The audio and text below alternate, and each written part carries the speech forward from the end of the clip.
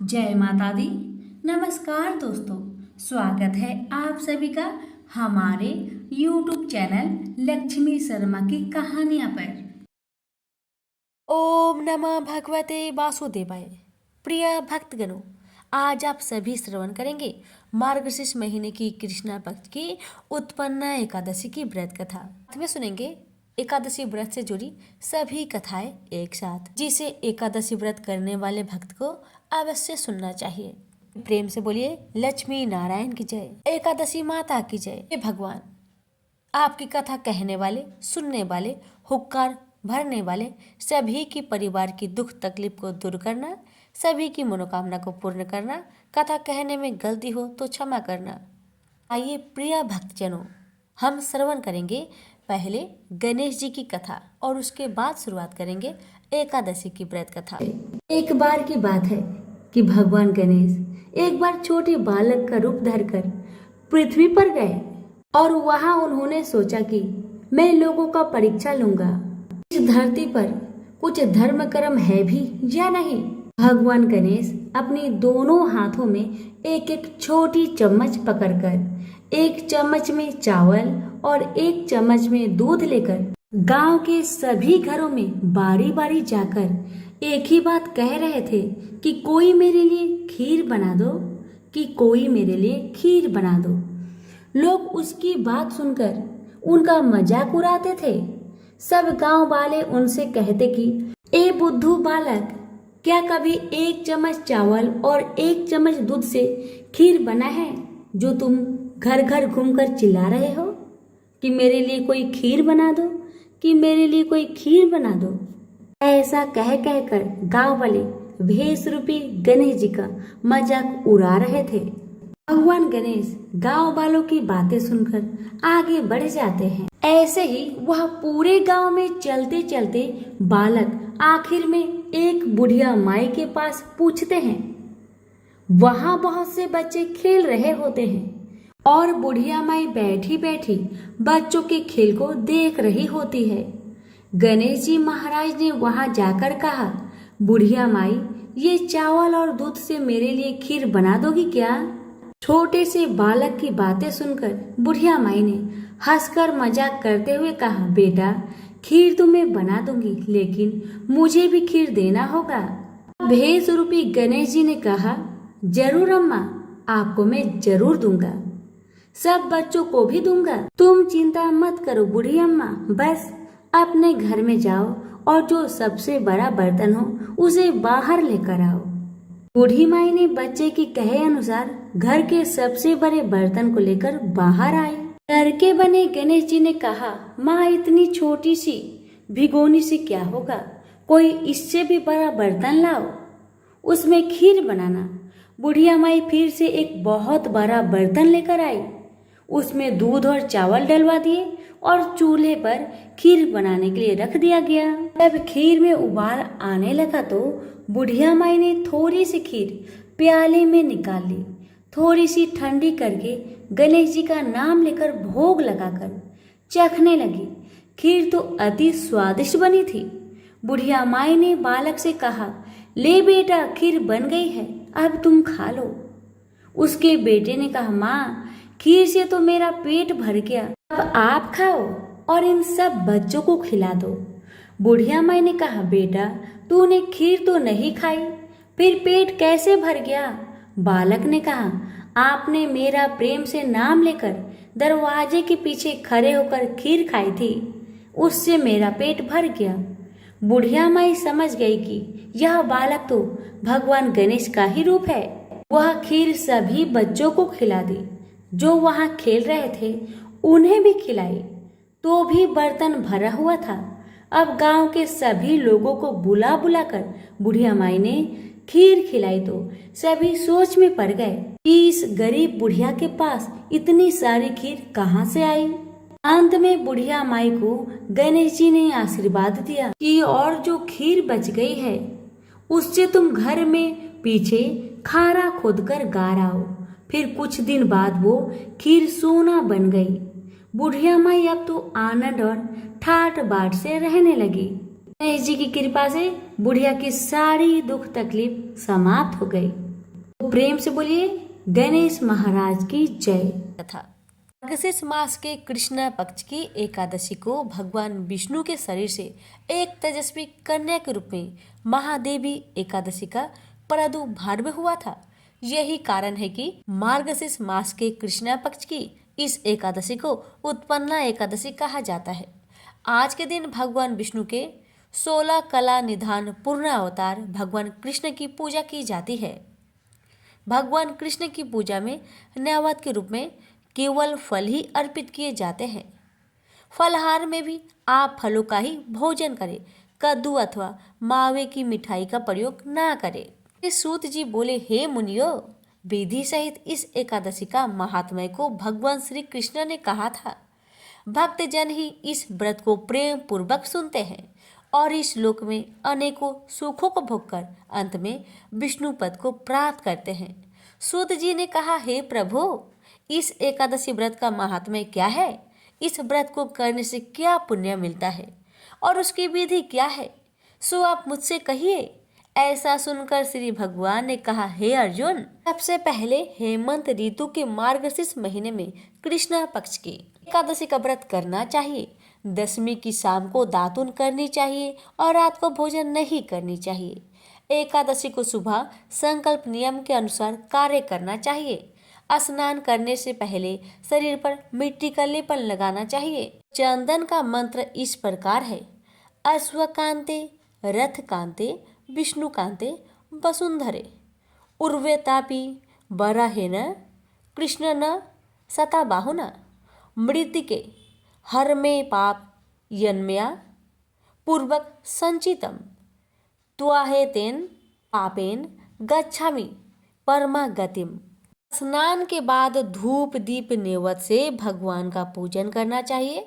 रात को दीपदान करना चाहिए। ये सकर्म भक्ति पूर्वक करने चाहिए।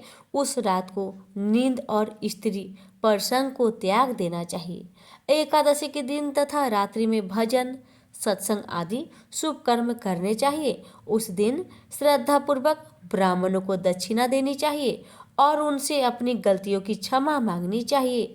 धार्मिक जनों को शुक्ल और कृष्ण पक्ष की दोनों एकादशियों को एक साथ समझना चाहिए। उनमें भेद मानना उचित नहीं है। ऊपर बताई गई विधि के अनुसार जो एकादशी का व्रत करते हैं उनको शंखों द्वार तीर्थ एवं दर्शन से जो पुण्य मिलता है वह एकादशी व्रत के पुण्य के 16वें भाग के बराबर भी नहीं। व्यतिपात लोक में संक्रांति में तथा चंद्र सूर्य ग्रहण में दान देने से और कुरुक्षेत्र में स्नान करने से जो पुण्य प्राप्त होता है वही पुण्य मनुष्य को एकादशी का व्रत करने से प्राप्त होता है।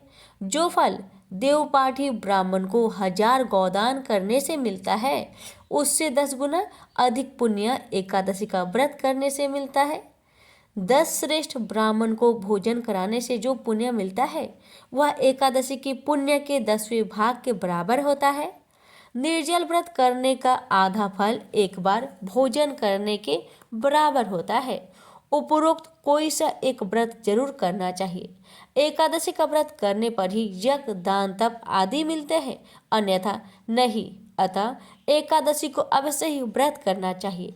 इस व्रत में संग से जल नहीं पीना चाहिए। मछली सुअर तथा अन्य एकादशी के व्रत में वर्जित है। एकादशी व्रत का फल 1000 यज्ञों से भी अधिक है। ऐसा सुनकर अर्जुन ने कहा, भगवान, आपने इस एकादशी की पुण्य को अनेक तीर्थों से श्रेष्ठ तथा पवित्र क्यों बतलाया है? सो सब आप विस्तार पूर्वक कहिए। भगवान बोले, हे अर्जुन, सतयुग में महाभयंकर दैत्य हुआ था। उसका नाम मूर था। उस दैत्य ने इंद्र आदि देवताओं पर विजय प्राप्त कर लिया था और उनके स्थान से उन्हें हटा दिया था। तब देवेंद्र ने महादेव जी से प्रार्थना की कि हे शिव शंकर, हम सब देवता मूर दैत्य के अत्याचार से दुखित हो मृत्यु लोक में अपना जीवन व्यतीत कर रहे हैं। अन्य देवताओं की हालत का तो मैं वर्णन नहीं कर सकता। आप कृपा कर इस महान दुख से छूटने का उपाय बताइए। शंकर जी बोले, हे देवेंद्र, अतः विष्णु भगवान के पास जाइए। इंद्र तथा अन्य देवता महादेव जी के वचन सुनकर क्षीर सागर गए। यहाँ पर भगवान विष्णु शेष शैया पर शयन कर रहे थे। भगवान को शयन करते देखकर देवताओं सहित इंद्र ने स्तुति की। हे देवताओं के देव, आप स्तुति करने योग्य है, आपको बारंबार प्रणाम है। हे दैत्यों के संहारक, हे मधुसूदन, आप हमारी रक्षा करें। हे जगन्नाथ, समस्त देव दैत्य से भयभीत होकर हम आपकी शरण में आए हैं।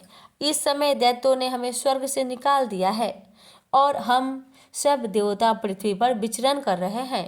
अब आप ही हमारी रक्षा कीजिए, रक्षा कीजिए। देवताओं के द्वारा करुणापूर्ण वाणी को सुनकर श्री विष्णु भगवान बोले, हे देवताओं, यह कौन सा दैत्य है जिसने देवताओं को जीत लिया है?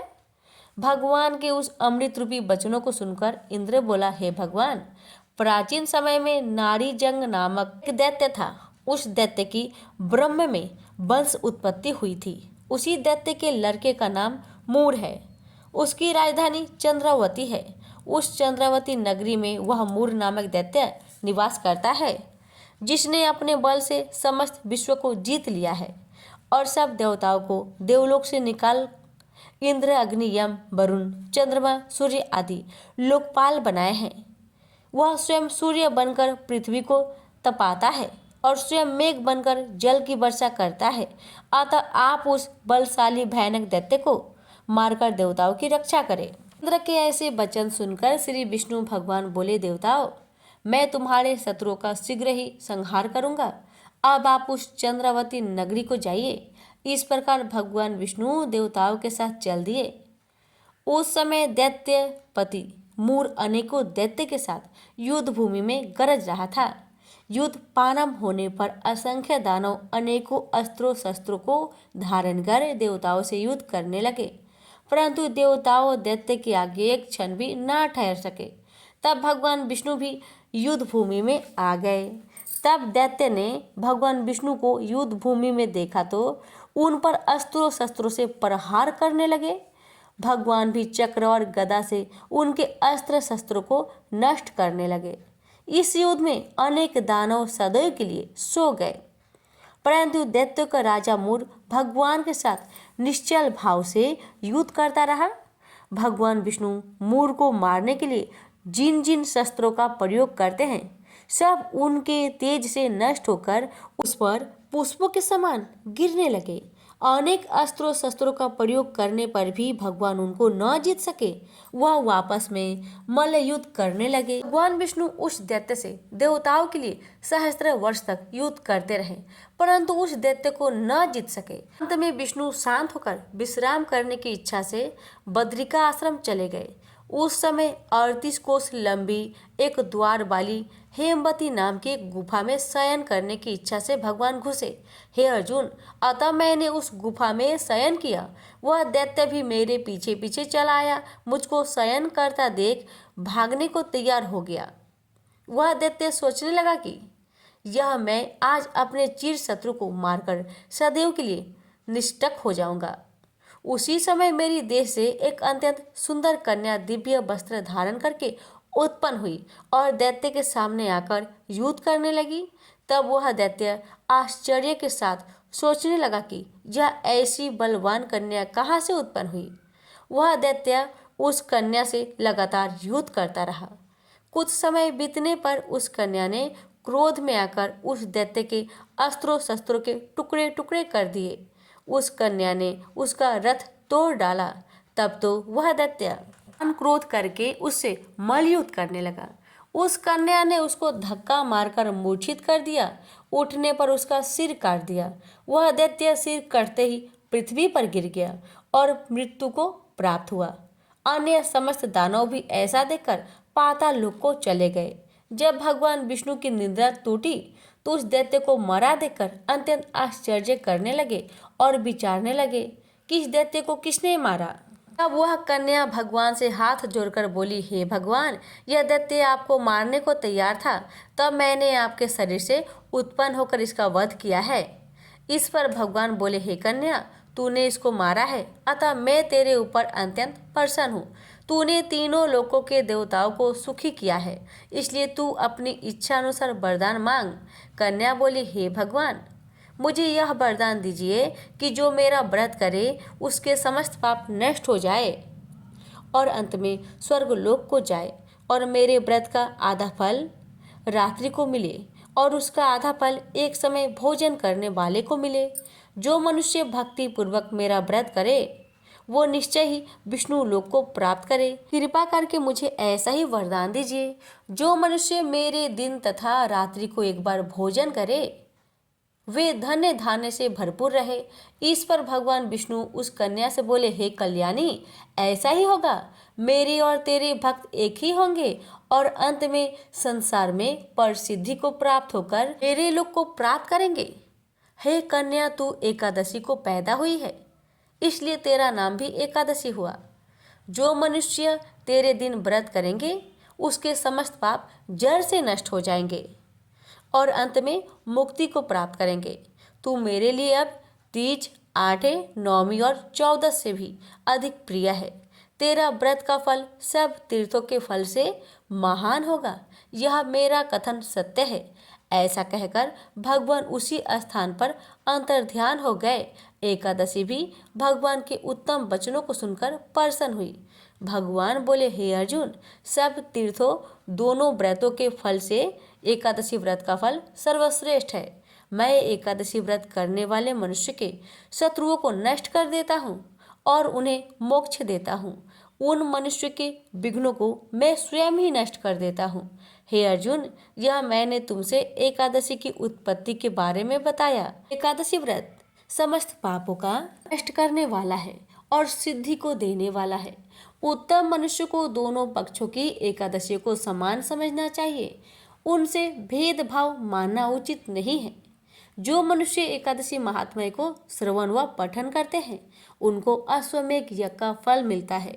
तो प्रेम से बोलिए, विष्णु भगवान की जय, लक्ष्मी माता की जय, एकादशी माता की जय।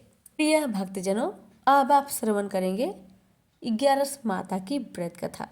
बहुत समय पहले की बात है।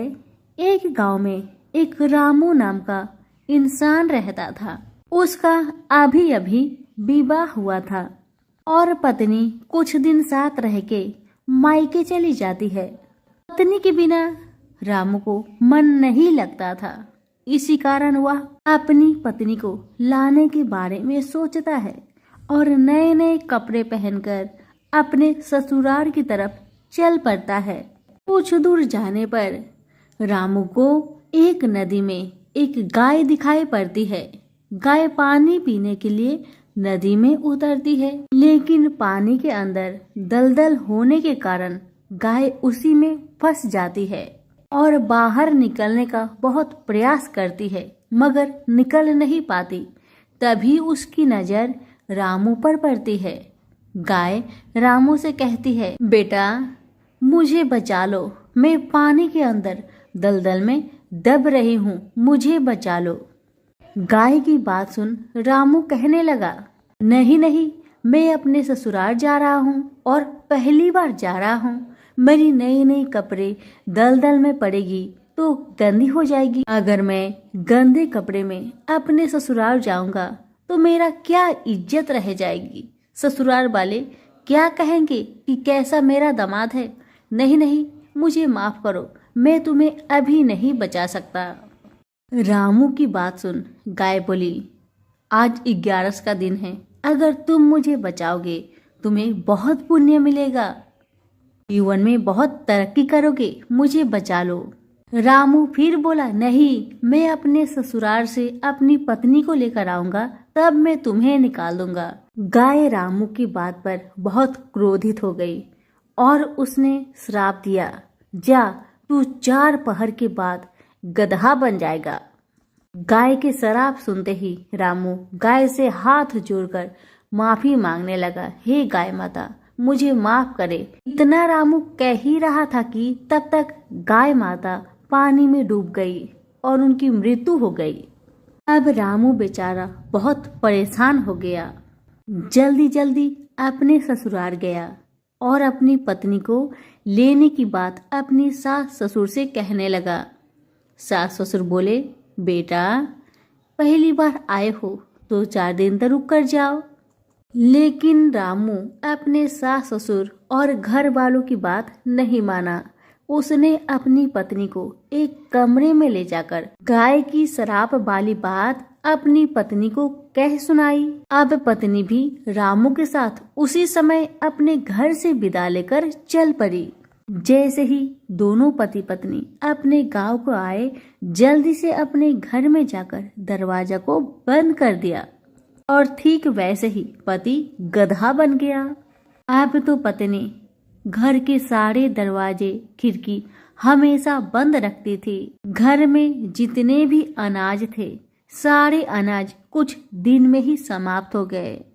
अब पत्नी बेचारी बहुत परेशान हो गई और अपने गधा पति से कहने लगी, सुनिए जी, घर में तो थोड़ा भी अनाज नहीं है।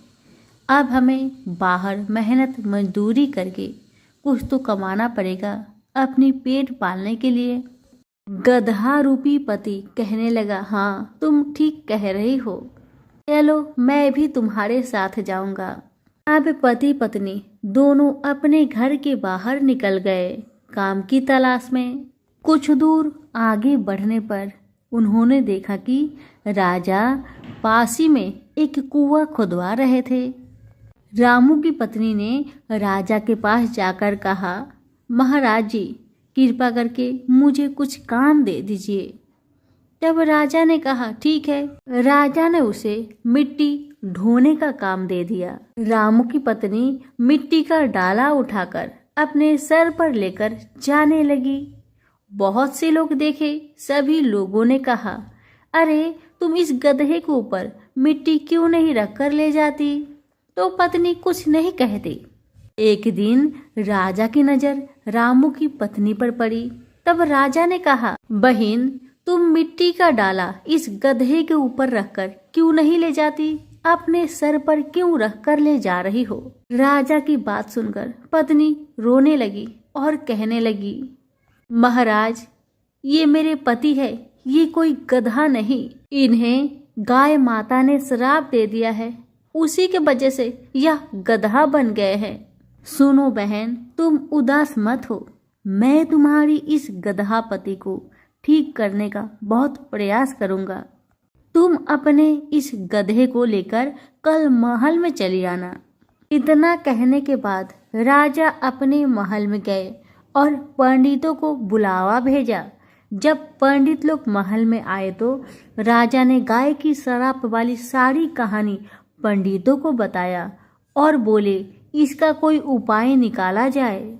महाराज की बात सुन पंडित जी बोले, महाराज, इसको गाय माता का श्राप लगा है, इसीलिए बस एक ही उपाय बचा है। अगर कोई व्यक्ति अपने जीवन में 111 का व्रत किया हो, अगर वो इंसान अपनी इच्छा से सारी 11 का फल इस गधे को दे दे, तब ये गधा फिर से इंसान बन सकता है। अब राजा ने चारों तरफ ढिंढोरा पिटवा दिया कि अगर कोई भी व्यक्ति 111 का व्रत किया हो, अगर उसका फल एक गधे को दे देगा तो उसे ढेर सारा धन दौलत और साथ में इनाम दिया जाएगा।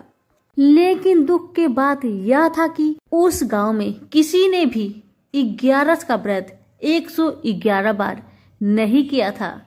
किसी ने 11 किया था तो किसी ने 21 किया था, मगर गधे को चाहिए था 111 का फल। एक दिन की बात है, राजा के महल में एक बूढ़ी माई आती है और राजा से कहती है, महाराज, मैंने 111 का व्रत किया है।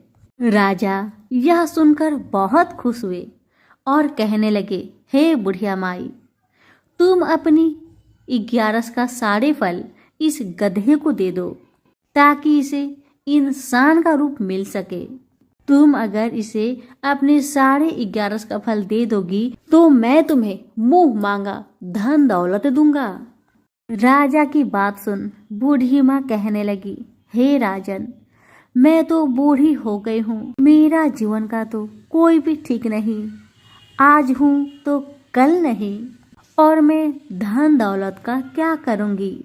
मैं इस गधे को 110 11 का फल दे दूंगी, मगर हे राजन, मैं एक 11 का फल अपने पास रखना चाहती हूँ, क्योंकि इस एक 11 का फल मुझे मोक्ष दिला देगा। इसीलिए मैं एक 11 का फल अपने पास रखना चाहती हूँ। मैं अपने भगवान श्री लक्ष्मी नारायण को अपने आँखों से देखूंगी। इतना कहकर बूढ़ी माई ने 110 11 का फल को 11 माता का नाम लेकर उस गधे को दे दिया और वह गधा तुरंत मनुष्य बन गया। मगर एक 11 का फल कम होने के कारण उस गधा का पूंछ वैसे की वैसे ही रह गया। जब पति पत्नी दोनों की नजर उस पूंछ पर पड़ी तो वह देखकर बहुत हैरान हो गए। तब बूढ़ी माई ने सारी बात बताई, क्योंकि मैंने 110 11 का फल दिया है, बस इसी के कारण इसका पूंछ रह गया है, पूरा शरीर इंसान का बन गया है। अब इस पूंछ को तुम दोनों ही हटा सकते हो। तुम लोग भी श्रद्धा पूर्वक 11 माता का व्रत करो, उनकी कृपा से जल्द ही ये पूंछ भी गायब हो जाएगी। इतना कहकर बूढ़ी माई अपने घर को लौट आई और दोनों पति पत्नी श्रद्धा पूर्वक 11 माता के व्रत करने लगे, जिसके प्रभाव से रामू का वह गधा का पूंछ भी गायब हो गया। तो प्रेम से बोलिए 11 माता की जय हो, श्री हरि विष्णु की जय हो। एक ब्राह्मण था, वह प्रतिदिन मंदिर में जाता था। वह प्रतिदिन तुलसी माता की पूजा करता था। वह तुलसी माता से प्रतिदिन प्रार्थना करता था कि हे तुलसी महारानी, मेरे आनंद करना। तुलसी माता ने सोचा कि यह ब्राह्मण तो बहुत सीधा है और गरीब है और प्रतिदिन मेरी पूजा करता है, मुझे इसके लिए कुछ न कुछ जरूर करना चाहिए। तो तुलसी महारानी एक कन्या का रूप बनाकर बैठ गई और उस ब्राह्मण से बोली कि ब्राह्मण, मैं भी तेरे घर आना चाहती हूँ। ब्राह्मण ने सोचा कि 6 लड़कियां तो मेरे घर पहले से ही है और 7 लड़कियां का मैं कैसे पालन पोषण करूंगा, लड़कियां की शादी मैं कैसे कराऊंगा, मेरे पास तो कुछ ऐसा भी नहीं है। यह व्यभिचार करके बहुत परेशान रहने लगा। उसको तो खाना भी नहीं भा रहा था। उसकी औरत ने कहा, क्या बात है, आजकल तुम बहुत दुखी रहने लगे हो। तो इस पर ब्राह्मण बोला कि मैं मंदिर जाता हूँ, वहां पर एक छोटी सी सुंदर सी कन्या बैठी है और वह मुझसे कहती है कि मैं आपके घर आऊंगी। ब्राह्मण की पत्नी बोली, अरे इसमें परेशान होने की क्या बात है, आ रही है तो आ जाने दो। ब्राह्मण बोला कि पहले से अपनी 6 लड़कियां तो है ही, उनकी भी अपनी शादी को करवानी है। तो इस पर ब्राह्मणी बोली कि अरे ये तो कोई बात नहीं है, अपनी 6 लड़कियों की शादी करवाएंगे, वैसे 7वीं की भी करवा देना। अगले दिन जब ब्राह्मण वह मंदिर गया तो वह छोटी कन्या ने पूछा, ब्राह्मण मैं आपके घर आऊं? तो ब्राह्मण बोला, हाँ चल बेटा चल। कन्या को ब्राह्मण घर लेके चला आया। तुलसी माता के कन्या रूप में ब्राह्मण के घर आने से ब्राह्मण घर बहुत आनंद हो गया। घर में लक्ष्मी की बारिश हो गई। जब ब्राह्मण 7 कन्याओं की शादी के लिए वर ढूंढने जाने लगा तो उस छोटी सी कन्या ने कहा कि मेरे तो शालिग्राम जी के मंदिर में जाकर शालिग्राम जी को बोलना कि बारात लेकर आए और मेरी 6 बहनों के तुम्हारे इच्छा से वर ढूंढ लेना। तुलसी महारानी की मेहरबानी से उसके तो सब जेवर, कपड़ा, खाना सब तैयार हो गया और अच्छी धूमधाम से उनकी शादी हो गई और उस ब्राह्मण पर तुलसी माता टुटमान हो गई। हे तुलसी माता, जैसे आप ब्राह्मण पे टुटमान हुए वैसे हम पर भी होना और जैसा आनंद ब्राह्मण के करा वैसा हम सब के करना। प्रेम से बोलिए तुलसी महारानी की जय। और व्रत की कथा के साथ पढ़ी और सुनी जाने वाली लपसी तपसी की कहानी। एक लपसी था, एक तपसी था। तपसी हमेशा भगवान की तपस्या में लीन रहता था। लपसी रोजाना 1.25 सेर की लपसी बनाकर भगवान का भोग लगाकर जीम लेता था। एक दिन दोनों लड़ने लगे। तपसी बोला, मैं रोज भगवान की तपस्या करता हूँ, इसलिए मैं बड़ा हूँ। तपसी बोला, मैं रोज भगवान को 1.25 सेर लापसी का भोग लगाता हूँ, इसलिए मैं बड़ा हूँ। नारद जी वहां से गुजर रहे थे। दोनों को लड़ता देखकर उनसे पूछा कि तुम क्यों लड़ रहे हो। तपसी ने खुद के बड़ा होने का कारण बताया और लपसी ने अपना कारण बताया। नारद जी बोले, तुम्हारा फैसला मैं कर दूंगा। दूसरे दिन लपसी और तपसी नहाकर अपनी रोज की भक्ति करने आए तो नारद जी ने छुपकर 1.25 करोड़ की एक अंगूठी उन दोनों के आगे रख दी। तपसी की नजर जब अंगूठी पर पड़ी तो उसने चुपचाप अंगूठी उठाकर अपने नीचे दबा ली। लपसी की नजर अंगूठी पर पड़ी लेकिन उसने ध्यान नहीं दिया। भगवान को भोग लगाकर लपसी खाने लगा। नारद जी सामने आए तो दोनों ने पूछा कि कौन बड़ा है, तो नारद जी ने तपसी से खड़ा होने को कहा। वो खड़ा हुआ तो उसके नीचे दबी अंगूठी दिखाई पड़ी। नारद जी ने तपसी से कहा, तपस्या करने के बाद भी तुम्हारी चोरी करने की आदत नहीं गई, इसलिए लपसी बड़ा है और तुम्हें तुम्हारी तपस्या का कोई फल भी नहीं मिलेगा। तपसी शर्मिंदा होकर माफी मांगने लगा। उसने नारद जी से पूछा, मुझे मेरी तपस्या का फल कैसे मिलेगा। नारद जी ने कहा, यदि कोई गाय और कुत्ते की रोटी नहीं बनाएगा तो फल तुम्हें मिलेगा। यदि कोई ब्राह्मण को भोजन करवाकर दक्षिणा नहीं देगा तो फल तुम्हें मिलेगा। यदि कोई साड़ी के साथ ब्लाउज नहीं देगा तो फल तुझे मिलेगा। यदि कोई दिए से दिया जलाएगा तो फल तुझे मिलेगा। यदि कोई सारी कहानी सुने लेकिन तुम्हारी कहानी नहीं सुने तो फल तुझे मिलेगा। उसी दिन से हर व्रत कथा कहानी के साथ लपसी तपसी की कहानी भी सुनी और कही जाती है। तो प्रेम से बोलिए विष्णु भगवान की जय।